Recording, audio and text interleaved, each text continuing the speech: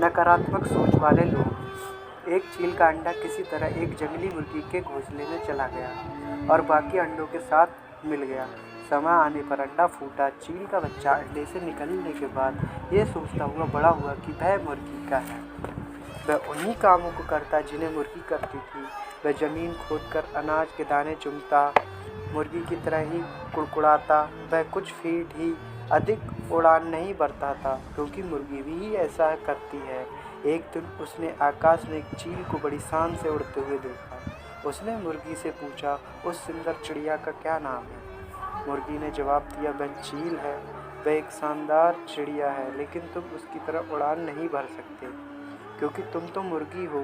चील के बच्चे ने बिना सोचे विचार मुर्गी की बात को मान लिया। वह मुर्गी की जिंदगी जीता हुआ ही मर गया। सोचने की क्षमता न होने के कारण वह अपनी विरासत को खो बैठा।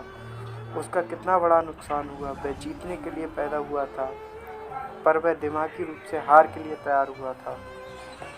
अधिकतर लोगों के लिए यही बात सच है। जैसा कि ओलिवियर वेंडell होम्स ने कहा है, हमारी ज़िंदगी का सबसे महत्वपूर्ण दुर्भाग्यपूर्ण पहलू यह है कि ज़्यादातर लोग मन में ही कुछ करने की इच्छा को लिए कब्र में चले जाते हैं। हम उनकी दूरदर्शिता की कमी की वजह से बेहतर हासिल नहीं कर पाते। अगर हम चील की तरह आकाश की बुलंदियों को छूना चाहते हैं तो हमको चील के तौर तरीकों को सीखना होगा।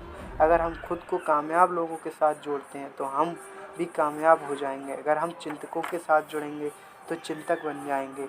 यदि हम देने वालों के साथ रहेंगे तो देने वाले बन जाएंगे। अगर हम नकारात्मक लोगों के साथ रहेंगे तो नकारात्मक हो जाएंगे। जब कोई ज़िंदगी में कामयाबी हासिल करता है तो तुच्छ लोग उस पर कीचड़ उछालते हैं और उसकी टांगें खींचने की कोशिश करते हैं। जब हम खुद को ऐसा तुच्छ लोगों से उलझने से बचा लेते हैं तो हम जीत जाते हैं। मार्शल आर्ट में सिखाया जाता है कि कोई हम पर हमला करे तो उसे रोकने के बजाय उस जगह से हट जाए, क्योंकि इसलिए कि रोकने के लिए ऊर्जा की ज़रूरत होती है। इसका इस्तेमाल और बेहतर कामों में किया जा सकता है।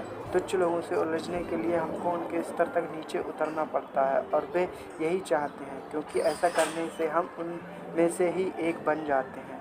नकारात्मक लोगों को अपने मकसद में कामयाब मत होने दीजिए।